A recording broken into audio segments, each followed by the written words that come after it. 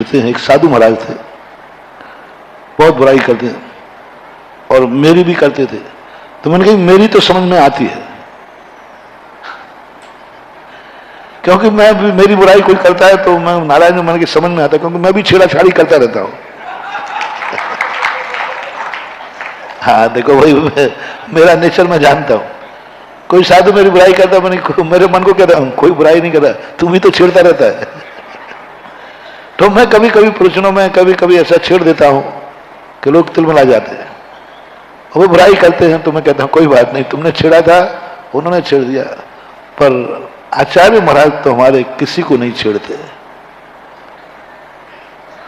आचार्य महाराज हमारे किसी को छेड़ते नहीं हैं और मैं किसी को छोड़ता नहीं। कहीं ना कहीं से किसी ना किसी रूप में लपेटे में ले लेता। और आचार्य उनकी क्या बात है, बोले महाराज जी आप लोगों से हम बहुत परेशान हैं, बहुत परेशान, और आपके आचार्य से तो इतना परेशान हो गए कुछ पूछो मत। मैंने कभी मिले? बोले कभी नहीं मिले।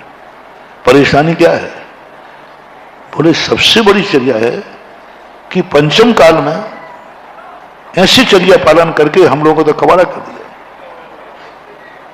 हम कूलर लेते, एसी लेते, पंखे में बैठते, हम ये करते वो करते, तो लोग पहले हमारी जहां आचार्य का संग नहीं पहुंचता है ना, वहां हमारी खूब दाल गलती है, खूब हमारी पूजा होती है, खूब जय जयकार करते हैं और हम जो करते हैं सब मान्य करते हैं। लेकिन जहां आचार्य का संग पहुंच जाए और उसके पीछे हम लोग जाते हैं तो कोई हम लोगों को पूछता तक नहीं, पूछता नहीं, कोई चौके नहीं लगावे, कोई हार नहीं देवे, कोई नमोस्तु नहीं करे, कोई आगवानी नहीं करे। ये हालत है और ये है बिल्कुल। मैंने कहा आप बिल्कुल सही बोल रहे हो। फिर मैंने भी चेक किया इसको कि वही महाराज मेरे से जाने के पहले वहां गए थे, तब उनके बड़े ठाठ थे, और वही बाद में गए तो उनको किसी ने पूछा नहीं। मैंने कहा महाराज जी आप बिल्कुल सही बोल रहे हो, आपका नाराज होना जायज है, पर एक बताओ, तो क्या आचार्य श्री सबको कह के आते हैं कि आज के अलावा, मेरे अलावा आप किसी को भी यहां आगवानी नहीं करोगे, चतुर्मास नहीं करोगे? बोले नहीं नहीं ये बात नहीं है, वो कह के नहीं आते। उनकी चर्या देखने के बाद फिर लोग दूसरों की चर्या पसंद ही नहीं करते, क्योंकि उनकी इतनी अच्छी चर्या है। पीत्वा पया शशिकर दुति दुग्ध सिंधु क्षारम जलम जल निधे रसितुम का एक क्षेत्र। कितनी बड़ी बात है। दृष्टा भवंत मनिवेश विलोकनीयम नान्यत्र तोषमुपयाति जनस्य सख्य पीत्वा पया शशिकर दुति दुग्ध सिंधु क्षारम जलम जल निधे रसितुम का एक क्षेत्र। मैंने कहा ये बात भी आप सही बोल रहे हो। जिसने क्षीर सागर का पानी पी लिया हो, वो लवड़ो नदी का खारा पानी, वही कह रहा है अपने आप को। मैंने कहा महाराज इससे अर्थ तो अब हमें गर्व हो रहा अपने गुरु पर कि मेरे गुरु क्षीर सागर और ये पट्टा अपने आप को लवण समुद्र बता रहा है। मैंने कहा आपको पसंद नहीं है तो मैं समझ गया। और एक बात उन्होंने कही, मैंने क्यों? बोले महाराज उनकी चर्या देखने के बाद हमारी चर्या, हमारे आचरण देखेगा कौन पसंद करेगा, कौन मानेगा? जिसने इतनी ऊंची चर्या देख ली हो फिर वो दूसरी चर्या पसंद ही नहीं करते। मैंने कि क्यों? बोले महाराज जी वो चर्या हम लोग पालन नहीं कर सकते, उन जैसी साधना हम नहीं कर सकते, उन जैसी निरीह वृत्ति हम नहीं रख सकते,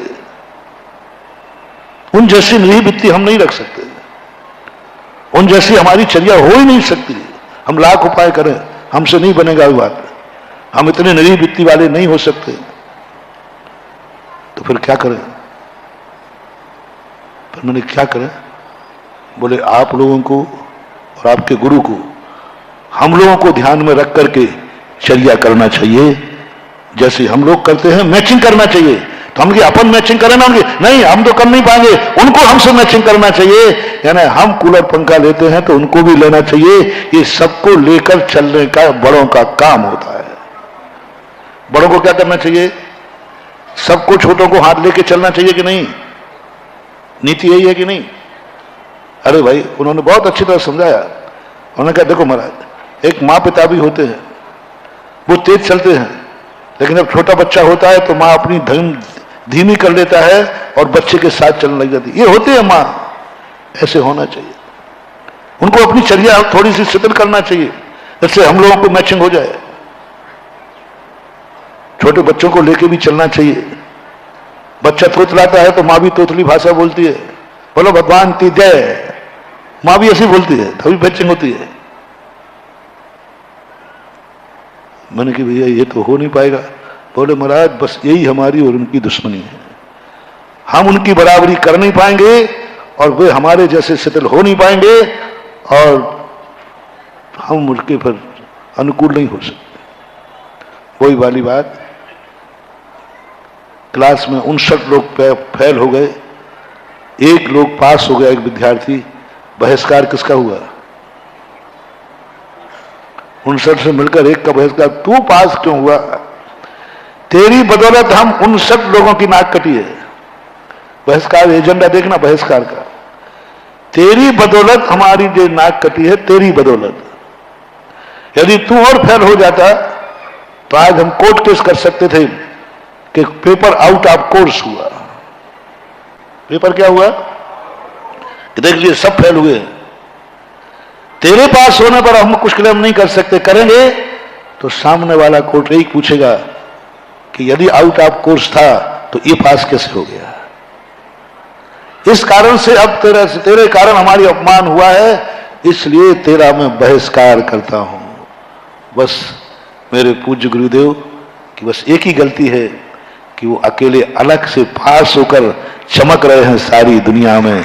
उनकी चर्या, उनका विचार, उनका आचार, और सब उसका कंपटीशन कर नहीं पा रहे।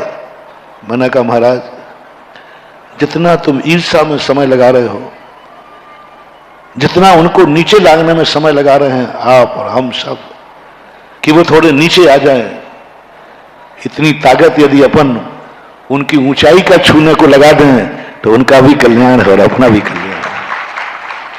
और आलोचना करने की अपेक्षा ये करना शुरू करें कि इस पंचम काल में मैं वो चर्या कैसे पाऊं, वो चर्या कैसे पाऊं जो आचार्य ने पाई है।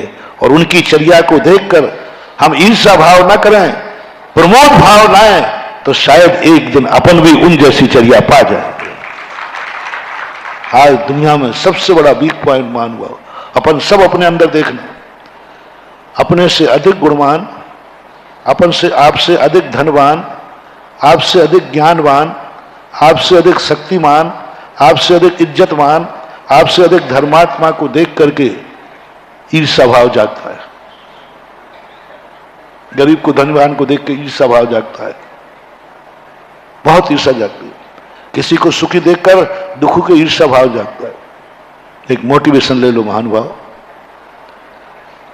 जो चीज हमारे चाहिए है और हमारे पास नहीं है, और जिसके पास है उससे ईर्ष्या करने की अपेक्षा उसको जय जिनेंद्र और प्रमोद भाव करो, तो कल हम उस जैसे बन जाएंगे।